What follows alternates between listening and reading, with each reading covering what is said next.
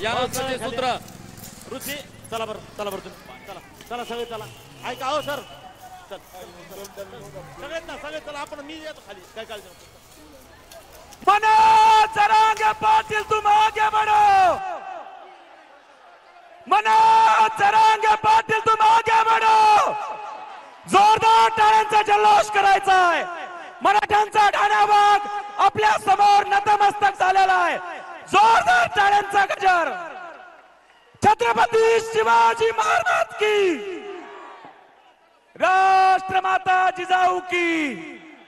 जिजाऊचा पुत्र आणि छत्रपती शिवरायांचा मावळा मनोज जरांगे पाटील यांचं महासभेच्या मंचावर आगमन झालेलं आहे आपण सगळ्यांनी जोरदार टाळ्या वाजवायच्या आहेत मराठा समाजाला सरसकट कुणबी प्रमाणपत्र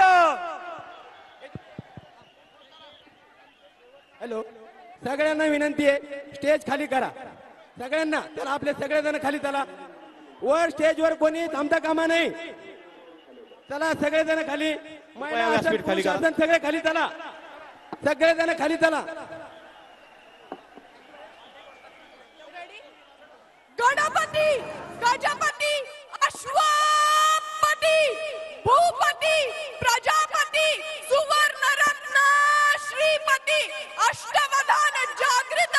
अष्टप्रधान वेष्टित न्यायालंकार मंडित शस्त्रास्त्र शास्त्र पारंगत राजनीती धुरंधर मनोज जरांगे पाटील यांचं व्यासपीठावर या ठिकाणी आगमन झालेलं आहे आणि आता छत्रपती शिवाजी महाराजांच्या पुतळ्याला ते अभिवादन करतील त्यांच्या मातोश्री जे आहे ते काही वेळापूर्वीच या ठिकाणी पोहोचलेले आहेत जरांगे पाटलांच्या घरची ही परिस्थिती तशी बेताचीच आहे मात्र आता मराठा समाजाचे नेते म्हणून ते पुढे आलेले आहेत मराठा आरक्षणाची मागणी घेत आणि आपल्या भूमिकेवर ठाम राहत सरकारनं आरक्षण दिलंच पाहिजे ही त्यांची ठाम भूमिका आहे आज मराठा समाजाला संबोधित करत असताना त्यांच्या समोर ते आता आपली काय भूमिका मांडणार हे पाहणं महत्वाचं आहे मराठ्यांना आरक्षण मिळावं ओबीसी मधूनही आरक्षण मिळावं अशी जरांगे पाटलांची भूमिका आणि त्यासाठीच ते गेल्या 46 दिवसांपूर्वी त्यांनी आपल्या उपोषणाला सुरुवात केली 17 दिवस स्वतः त्यांनी उपोषण केलं मुख्यमंत्री आल्यानंतर त्यांनी आपलं उपोषण मागे घेतलं पण हे उपोषण सुरू राहील हे आपलं आंदोलन असंच सुरू राहणार आहे जोपर्यंत मराठ्यांना आरक्षण मिळणार नाही ही भूमिका जरांगे पाटलांची होती आणि त्यानंतर त्यांनी 40 दिवसांचा अल्टिमेटम देखील सरकारला दिलेला आहे 40 दिवसांपैकी आता 30 दिवस पूर्ण होत आहेत आणि आज मनोज जरांगेंची ही सभा मराठा आरक्षणासाठी महाराष्ट्रभरामध्ये 57 मोर्चे निघाले शिस्त संयम मनोज जरांगे पाटील आणि सुसूत्रता ही त्रिसूत्री जी आहे ती या मोर्चामध्ये पाहायला मिळालेली होती आणि तीच त्रिसूत्री आज या भव्य दिव्य अशा सभेच्या ठिकाणी सुद्धा पाहायला मिळते संपूर्ण नियोजन या सभेच्या ठिकाणी करण्यात आलेलं आहे आणि हे नियोजन केलंय ते म्हणजे 123 गावांनी मिळून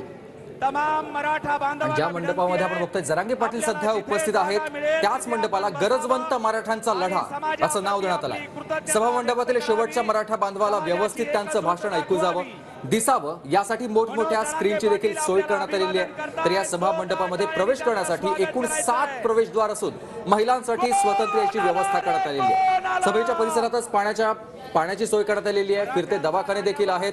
रुग्णवाहिकांची देखील सोय उपलब्ध करून देण्यात आलेली आहे त्यामुळे तसंच कोणताही अनुचित प्रकार घडणार नाही सगळी व्यवस्था या सगळ्या आलेल्या बांधवांना मिळेल यासाठी सगळे प्रयत्न केलेले आहेत पण दुसऱ्या बाजूला आणखी एक महत्त्वाची बाब म्हणजे 56 मोर्चे निघाले होते आणि कोणत्याही मोर्चात अनुचित प्रकार घडला नव्हता ही सभा देखील तशीच होईल यासाठी पोलिसांचा देखील तगडा असा बंदोबस्त आहे पोलिसांनी तगडा बंदोबस्त ठेवला राखीव दलाबरोबरच हजारभर पुरुष तसंच महिला पोलीस उपविभागीय पोलीस अधिकारी पोलीस निरीक्षक असा फौजफाटा देखील इथं तैनात असणार आहे मराठा आरक्षणासाठी सुरुवातीपासूनच मनोज जरांगे पाटील आग्रही राहिलेले आहेत अगदी स्वतःच्या मालकीची जमीन विकून त्यांनी मराठा आरक्षण चळवळीला बळ सुद्धा दिलं आणि यासाठी त्यांनी कित्येक मोर्चे काढले आमरण उपोषण